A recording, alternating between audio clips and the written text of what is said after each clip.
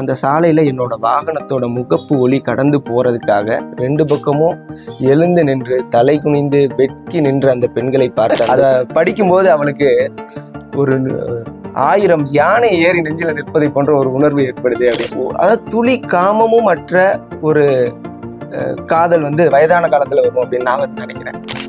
ஒருவனுக்கு ஒருத்தி ஒரே காதல் என்ற இயற்கை முரணிலிருந்து மாறுபட்ட ஒரு கதைக்கலாம். அந்த அப்படியே ஆண்கள்லாம் படிச்சாங்கன்னா அப்படியே பல்வெறியும், சரியா சாப்பாடு போடலன்னா பேயின்னு சொல்லிட்டாங்க.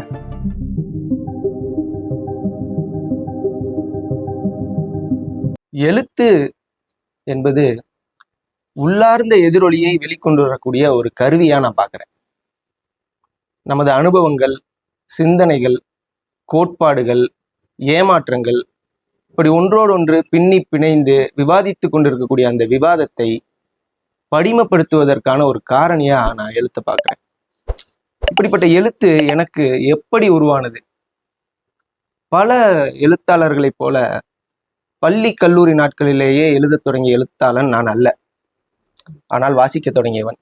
எங்கள் ஊரில் இருக்கக்கூடிய ஒரு மாவட்ட மைய நூலகத்திற்கு என்னுடைய அப்பா என்னை அழைத்து சென்று இந்த வாசிப்பு உலகத்திற்கு என்னை பழக்கும்போது என்னுடைய வயது 8. அன்றிலிருந்து இன்று வரை நான் தொடர்ந்து பல எழுத்தாளர்களுடைய புத்தகங்களை வாசித்து வருகிறேன். பிற எழுத்தாளர்களுடைய புத்தகத்தை வாசிக்காத ஒரு நபரால் சிறந்த எழுத்தாளனாக உருவாகவே முடியாது என்பது என்னுடைய ஆழமான நம்பிக்கை. அதிகாலை மழை நாளில் கையில் தேநீர் கோப்பையோடு அந்த மழையை ரசிக்கும் போது எனக்கு ஏற்படக்கூடிய அந்த சுகம், ஒரு மாலை நேர கடற்கரை நடைபயணத்தில் அந்த அலைகளுக்கு இடையான நடைபயணத்தின் போது அந்த அலைச்சாரல்கள் என் முகத்தில் தெரிக்கும் போது எனக்கு கிடைக்கக்கூடிய அந்த சுகம், அந்த லயிப்பு, அந்த ஆன்ம லயிப்பு, அதை எழுத்தும் வாசிப்பும் எனக்கு கொடுக்கிறது. ஆம், அதற்காகவே எழுதுகிறேன், எனக்காகவே எழுதுகிறேன். எந்த ஒரு புள்ளியில் அங்கீகாரத்திற்காக எழுத வேண்டும் என்ற எண்ணம் எனக்கு தோன்றுகிறதோ அந்த புள்ளியில் நான் எழுதுவதை நிறுத்தி விடுவேன். எழுத்து ஆக்கத்திற்கு மட்டுமே, அளவிடுவதற்கு அல்ல என்பது என்னுடைய ஆழமான கருத்து. என்னுடைய படைப்புகளில் சிலவற்றை நான் உங்களோடு பகிர்ந்து கொள்ள வேண்டும் என்று எண்ணும் போது முதன்மையானதாக நான் நினைப்பது முகங்கள் என்ற ஒரு குறுநாவல். இந்த கதை இப்படி தொடங்குகிறது. ஒரு கடற்கரையோரத்தில் மலைச்சாரல்களுக்கு மத்தியே குடையை பிடித்து கொண்டு கீழே ஒருவன் அமர்ந்து ஏதோ ஒன்றை வரைந்து கொண்டிருக்கிறான். சரி, அவன் என்ன வரைந்து கொண்டிருக்கிறான் என்று அறிய சென்று பார்க்கும்போது ஒரு வண்ண முகம், ஆரஞ்சு நிறத்தில் இருக்கக்கூடிய ஒரு முகத்தை அவன் வரைந்து கொண்டிருக்கிறான். அந்த முகத்திற்கு கீழே ஒரு இசை குறிப்பு ஒன்று இருக்கிறது. அதை நாம் பார்த்து கொண்டு இருக்கும்போதே அவனுடைய பார்வை நம்மீது விழுகிறது. நம்மை பார்த்த மாத்திரத்தில் அவன் வேறு ஒரு காகிதத்தை எடுத்து வேறு ஏதோ ஒன்றை வரைய தொடங்குகிறான். அது வேறு ஒரு முகம், வேறு ஒரு வண்ணம். அந்த முகம் நீல நிறத்தில் இருக்கிறது. அதற்கு கீழும் ஒரு இசை குறிப்பு ஒன்றை அவன் எழுதுகிறார். இதை முடித்ததும் எங்கோ தூரத்தில் பறந்து கொண்டிருக்கக்கூடிய சில பறவைகளை பார்த்து, அதன் கீச்சு சத்தம் கூட நமக்கு கேட்காத தூரத்தில் பறந்து கொண்டிருக்கக்கூடிய அந்த பறவைகளை பார்த்து ஏதோ ஒரு இசை கச்சேரியில் அந்த இசைக்கு ஏற்ப தாளமிடுவதைப் போல தலையை அசைத்து அசைத்து ரசித்து கொண்டிருந்தவன் மீண்டும் ஒரு காகிதத்தை எடுத்து வேறு ஏதோ ஒன்றை வரைய தொடங்குகிறான். அது என்னவென்று பார்த்தோமே ஆனால் அது வேறு ஒரு முகம், வேறு ஒரு வண்ணம், அதற்கு கீழே வேறு ஒரு இசை குறிப்பு இருக்கிறது. சரி, இவனது இந்த வண்ண முகத்திற்கும் இசை குறிப்புக்கும் அவன் பார்க்கக்கூடிய அந்த காட்சிகளுக்குமான தொடர்பு என்ன? இந்த கதை இதை தொடர்ந்து பேசி இறுதியில் அந்த முடிச்சு அவிழ்க்கப்படும் போது இந்த உலகமே ஒரு வண்ண ஓவியமாகவும் அது நம்மை தன்னுள் ஸ்வீகரித்து கொண்டு இசை கச்சேரியை தொடங்குவதாகவும் இந்த கதை நிறைவடைகிறது. எந்த எழுத்தாளருடைய படைப்பு உங்களை ஒரு தாக்குறவு செய்ய வைத்து உங்களை எழுத தூண்டியது அப்படின்னா எந்த எழுத்தாளருடைய எழுத்துன்னு சொல்லலாம்? ஒரு குறிப்பிட்ட இவர் தான் என்று சொல்வதை விட பல எழுத்தாளர்கள், ஒவ்வொருவரிடமிருந்தும் நான் ஏதாவது ஒன்றை நிச்சயமாக கற்றுக்கொள்கிறேன். குறிப்பாக சிலரை சொல்ல வேண்டும் என்று விரும்பினால், சமீபத்தில் நோபல் பரிசு வாங்கிய கொரிய எழுத்தாளர் ஹாங்காங் அவர்களை குறிப்பிடலாம். அதாவது ஒரு எழுத்தாளனுடைய பார்வை எப்படி இருக்க வேண்டும் என்பதை அவரிடமிருந்து நான் கற்றுக்கொள்கிறேன். அவருடைய ஒரு நாவல் தி வெஜிடேரியன் என்ற ஒரு நாவல். ஒரு கொரிய பெண் சைவமாக மாறுகிறாள். அப்படி மாறும்போது இந்த சமூகம் அவள் மீது திணிக்கக்கூடிய அந்த வன்முறை, நான் ஒரு எழுத்தாளனாக அதைத்தான் அதிகமாக பேசியிருப்பேன். ஆனால் அவர் அதை பதிவு செய்கிறார். ஆனால் அதை இலகுவாக கடந்து போகிறார். ஆனால் அவர் கதை முழுவதும் பேசுவது என்னவென்றால் அப்படி சைவமாக மாறும்போதும் மாறுவதற்கு முன்னாலும் அந்த பெண்ணுக்கு இருந்த உளவியல் பிரச்சனைகளை, அவளது அக போராட்டத்தை அவர் அந்த கதை முழுவதும் பதிவு செய்கிறார். ஒரு எழுத்தாளனுடைய பார்வை எப்படி இருக்க வேண்டும் என்பதை நான் திரு ஹாங்காங் அவர்களிடமிருந்து கற்றுக்கொள்கிறேன். அடுத்ததாக திரு ராகுல் சங்கரத்தை என்ன சொல்லலாம். வோல்கா டு கங்கை என்ற நாள் ஒரு கதையை எழுத வேண்டும் என்றால் அதற்கு எவ்வளவு பிரயத்தனப்பட வேண்டியிருக்கிறது, எவ்வளவு முயற்சிகள் தேவை இருக்குது. ஆனால் அவர் இருந்த இடத்தில் எவ்வளவு இன்ஃபர்மேஷன்களுடன் ஒரு கதையை எழுதுகிறார் என்றால் அவருடைய வாசிப்பு எப்படிப்பட்டதாக இருக்கும். ஒரு எழுத்தாளனுக்கு வாசிப்பு எவ்வளவு முக்கியம் என்பதை நான் அவரிடமிருந்து கற்றுக்கொள்கிறேன். சாங்குருத்தியான பத்தி ஒரு தகவல், அவருக்கு 36 மொழிகள் தெரியும். 36 மொழிகள்ல எழுத, படிக்க, பேச அவருக்கு தெரியும் என்பது ஒரு கூடுதலான தகவல். நான் ஒரு 3 பெண்கள் ஒரு கோவிலுக்கு அருகிலேயே வசிக்கக்கூடிய, அந்த கோயிலில் இருக்கக்கூடிய கடவுளுக்கு தேவையான பூஜை பொருட்களை விற்பனை செய்யக்கூடிய வேலை செய்யக்கூடிய 3 பெண்கள் அதிகாலை சூரிய உதயத்திற்கு முன்பாகவே காலை கடன்களை முடித்து குளித்து அந்த கோயிலுக்கு பூஜை பொருட்களை விற்பனை செய்வதற்காக வந்துவிடக்கூடிய அந்த பெண்கள் இடைப்பட்ட நேரத்தில் இயற்கை உபாதை அழைத்தாலும் மாலை சூரியன் மறையும் வரை காத்திருக்க வேண்டிய சூழலில் வாழும் பெண்களை பற்றியதுதான் அந்த கதை. எழுத்தாளர்கள் ஒரு கதை எழுதுறதுக்கு முன்னாடி ஒரு ஃபயர் இருக்கும். ஏதோ ஒரு விஷயம் நம்ம சொல்லும், எழுத விடாம நம்ம எழுதியே ஆகணும்டா, இதை நம்ம எழுதணும்டான்னு நமக்கு ஒண்ணு தோணும். 1000 விஷயம் பார்த்தோம். அது உண்மையிலே ஒரு எழுத்தாளரை போய் நம்ம சந்திக்கிறதுல இருக்கிற, நீங்க சொன்னீங்க இல்லையா முதல்ல ஆரம்பிக்கும் போது, நம்ம எப்பயுமே எழுத்தை மட்டும் வாசிக்க கூடாது, முடிஞ்ச வரைக்கும் அந்த எழுத்தாளரையும் சந்திக்கணும். அந்த எழுத்தாளரை சந்திக்கும் போது நமக்கு கிடைக்கிற அந்த முதல் விஷயம், ஏன் நான் அதை எழுதுனேன்னா அப்படிங்கிற அந்த இது இருக்கு இல்லையா. நீங்க முதல் அந்த கதையை சொல்லும் போதும் அந்த ஏன்னு சொன்னீங்க, உண்மையிலே அதுதான் உண்மையான ஆர்வமா இருக்கு. நீங்க சொல்ல போறதுதான் எது என்ன எழுத வச்சு. இந்த கதைய, அது இடர்களையாய் கதையை ஒரே நாள்ல ஒரே நேரத்துல ஒரு குறிப்பிட்ட கோயிலுக்கு போகக்கூடிய வழக்கம் கொண்ட பலருள் நானும் ஒருவனாக இருந்த காலம். உதாரணமா வியாழக்கிழமையில சாய்பாபா கோயிலுக்கு, சனிக்கிழமையில சனீஸ்வரன் கோயில், அந்த மாதிரி நபர்கள்ல நானும் ஒருவனா இருந்த காலம்.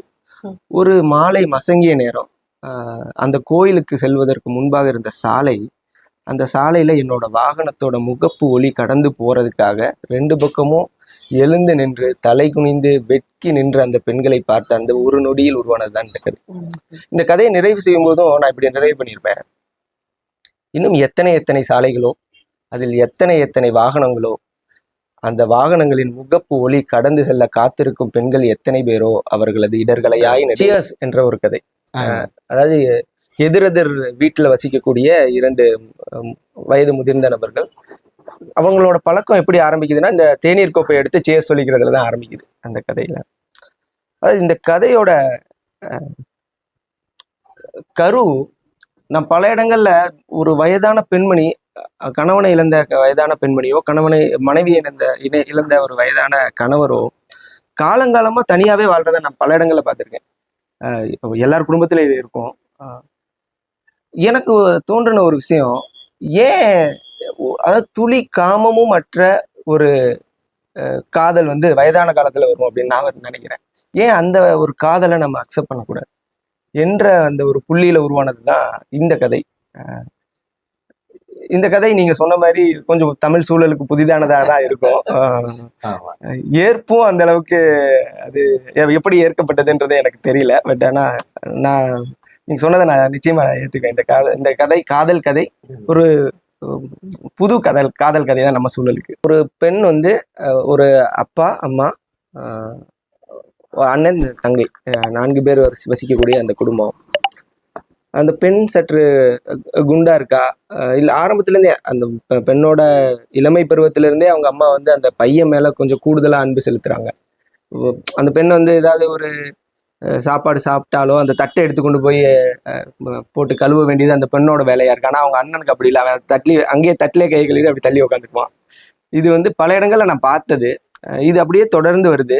அந்த பெண்ணோட திருமணத்துக்கு பிறகும் அந்த அம்மா பெண்ணுக்கான நகையை மட்டும்தான் நாங்க போடுவோம், பெண்ணுக்கு இந்த சொத்துல எந்த பங்கும் நாங்க தரமாட்டோம், அதனால உனக்கும் இந்த சொத்துக்கும் எந்த சம்மந்தம் இல்லைன்னு எழுதி கொடு அப்படின்னு கேட்குறாங்க. சரி, அந்த பொண்ணும் சரி அது எழுதி கொடுத்தலான்னு எழுதி கொடுத்துட்டு போயிடுறா. அதற்கு பிற்பாடும் அவங்க ஒரு பரம்பரை நகை, ஒரு வைரம், அந்த வைரம் அவங்க அம்மாட்ட இருக்கு. அந்த அம்மாவுக்கு அவங்க அப்பா வழியில வந்த ஒரு விலை உயர்ந்த வைரம். அந்த வைரத்தை அவங்க தான் வச்சிருக்காங்க. ஆனா அதையும் கைப்பற்றுவதற்கு அவங்க அண்ணன் வந்து முயற்சி பண்றான். ஒரு ஸ்டேஜுக்கு பிறகு அந்த அம்மாவுக்கும் அவங்க பையனுக்கும் சரியா ஒத்து போகல. பிரிஞ்சு அவங்க மக கூட வந்து வாழ்றாங்க. கிட்டத்தட்ட ஒரு 9 வருடங்கள் அவங்க மகளோட தான் வாழ்றாங்க. அவங்களோட தேவையை அத்தனையும் மகளும் மருமகனும் அவர்களுடைய பேர குழந்தைகளும் தான் கவனிச்சுக்கிறாங்க. ஒரு நாள் கூட அவங்க அண்ணன் வரல. ஆனா அந்த அம்மா இறந்து போனதுக்கு அப்புறம் அவங்களோட ரூம்ல எடுக்கக்கூடிய அந்த நகை பெட்டியில ஒரே ஒரு வரி எழுதப்பட்டிருக்கிறது. இதை உன் அண்ணனிடம் சேர்த்து விடவும், இது என்ன இருந்தாலும் இது என் பங்கு, நான் அதை யாருக்கு வேணாலும் கொடுப்பேன் என்று அவர்கள் முடிச்சாங்க. அதை படிக்கும்போது அவளுக்கு ஒரு 1000 யானை ஏறி நெஞ்சில நிற்பதை போன்ற ஒரு உணர்வு ஏற்படுது அப்படின்ற மாதிரி இந்த கதையை நான் நிறைவு பண்ணியிருப்பேன். இது நான் பல இடங்கள்ல ஃபர்ஸ்ட் இது இருக்கு இல்லையா, மற்ற பெண்ணியம் சார்ந்த அந்த கதைகளை பத்தி கொஞ்சம் சொல்லுங்க. கூடாரம் மறுத்த கல்யாணம். கூடாரம் மறுத்த கல்யாணம். அதாவது இப்போ கதையை வந்து எல்லாரும் கண்டிப்பா வாசிப்பாங்க. ஆனா அந்த எழுத்தாளன் ஏன் அதை எழுதணும்னு நினைச்சான், இந்த சமூகத்துக்கு என்ன சொல்ல வந்தோம் அப்படிங்கிறது இருக்கு இல்லையா, அதை நீங்க இந்த தளத்துலதான் சொல்ல முடியும்னு நான் நம்புறேன். கூடாரம் மறுத்த கல்யாணம் அப்படிங்கிறது ஒரு 3 குறுநாவல்களை கொண்ட ஒரு புத்தகம். அதுல நான் வந்து முதல் கதை வந்து 3ஆம் பாலினத்தவரை பத்தி ஒரு கதை இருக்கும். இன்னமும் இந்த சமூகம் வந்து அவங்களோட வாழ்வியலை பத்தி மட்டுமே பேசிட்டு இருக்கக்கூடிய சூழல்ல அவங்களோட காதல்கள் பத்தி பேசின கதை தான் இந்த கதை, இந்த குறுநாவல். அவர்களுக்கும் உணர்வு இருக்கு, அவர்களுக்கும் ஒரு காதல் இருக்கு அப்படிங்கறத பத்தி பேசினதுதான்.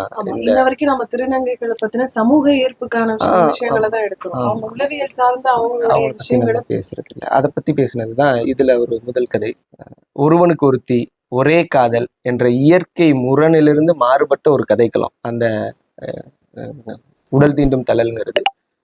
கணவனை இழந்த ஒரு கைம்பெண், 3 குழந்தைகளோட தாய்.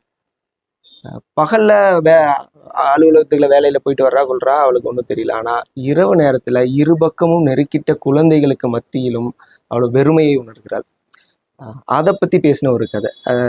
ஒரு கைம்பெண் அவளுக்கு வரக்கூடிய காதல், அந்த ப்ரப்போசல்ஸை அவ எப்படி பாக்குறா, தொடர்ந்து அவ எப்படி பயணம் பண்றா, யாரை தேர்ந்தெடுக்கிறா, இல்லை தேர்ந்தெடுக்கிறதுக்கான அவளுடைய அந்த ஈகர்னஸ் எப்படி இருக்கு, இதை பத்தி பேசினதுதான் இது. இது ஒரு நாவல். சென்ற ஆண்டு கௌரால ஒருத்தருக்கு ஒருத்திலாம் இல்ல, நான் அதெல்லாம் வேற பேசிருக்கேன்னு நீங்க வேற ஏதாவது சொல்ல போறீங்கன்னு நினைச்சேன். ஒரு கைம்பெண் காதல் தான் சொன்னீங்க. இல்ல, கைம்பெண் காதல்னு மேம்போக்கா இதை பாத்திர முடியாது. இந்த கதையை நீங்க படிச்சா உங்களுக்கு புரியும். இதுல வந்து ஒருவனுக்கு ஒருத்திங்கிறத தாண்டி பல விஷயங்கள் அதுல, அந்த ஒரு பெண் மட்டும் இல்ல, இன்னொரு 2-3 புரோட்டோகானிஸ்ட் 2-3 பேரா நான் பிரிச்சிருக்கேன். 2-3 பேர் இருப்பாங்க. ஒரு பெண். இந்த நீங்க சொன்னீங்க இல்லையா, இது வந்து நான் ஒரு இந்த சமூகத்துல ஏற்க முடியாத ஒரு விஷயம். அது உண்மைதான். ஏன்னா நிறைய பேர் மேம்போக்கா பார்ப்பாங்க. இப்ப நாங்க வந்து சமூக இலக்கியத்துல படிக்கிறோம். அந்த காலத்துல எல்லாம் வந்து பெண்கள் அடிமையா இல்ல, சங்க இலக்கியத்துல பெண் பார்ப்புலவர்கள் இருந்தாங்க அப்படின்லாம் வந்து சொல்லுவாங்க. அது வந்து மேலோட்டமான கருத்து. உள்ள போய் நம்ம போனோம்னா புறநானூறுல பெண் பார்ப்புலவர்கள் அதிகம். அது புறச்செய்தியை பத்தி சொன்னது. ஆனா காதல் பாடல்கள் பாடின அகநானூறுல ஔவையார் தான் இருக்கிறதுலே அதிகம். 4 பாடம் தான் படியிருக்காங்க. ஒரு கருத்து ஔவையார்னு சொன்னதுனால நான் பதிவு பண்றேன். ஔவையாருமே உண்டி சுருக்குதல் பெண்டிற்கு அழகுன்னு பதிவு பண்றாரு. பேதமை என்பது பெண்களுக்கு அணிகளாதான் பதிவு பண்றாரு. இதெல்லாம் பரவாயில்லைங்க. அவங்க என்ன சொல்லுவாங்கன்னா, சரியா சாப்பாடு போடலன்னா அவன் வந்து பேயின்னு சொல்லியிருப்பாங்க. நாலடியார்ல வந்து காலையில எந்திரிச்ச உடனே சமையல் கட்டுக்கு போலன்னா அது இல்வாழ் பேயா, வீட்டுல வாழ்ற பேயா அது பெண்ணு. அது மாதிரி பாத்தீங்கன்னா சங்க இலக்கியத்துல வந்து அப்படியே வந்து ஆண்கள்லாம் படிச்சாங்கன்னா அப்படியே பல்வெறியும்.